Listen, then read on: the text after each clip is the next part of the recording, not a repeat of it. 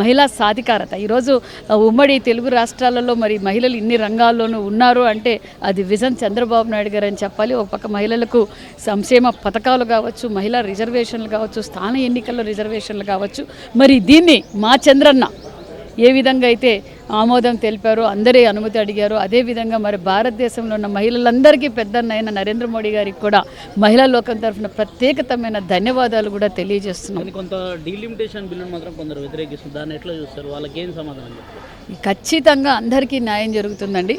దీన్ని కూడా మనం స్వాగతించాలి. ఇతర పార్టీ వారు కూడా దీన్ని స్వాగతించాలి. ఎందుకంటే మన దేశం వికసిత్ భారత్గా మారటానికి, ప్రాంతాల వారిగా అభివృద్ధి జరగాలంటే ఖచ్చితంగా డీలిమిటేషన్ జరగాలి. మహిళా బిల్లు కూడా పాస్ అవుతుంది, డీలిమిటేషన్ బిల్లు కూడా పాస్ అవుతుందన్న నమ్మకం ప్రతి ఒక్కరికి ఉంది.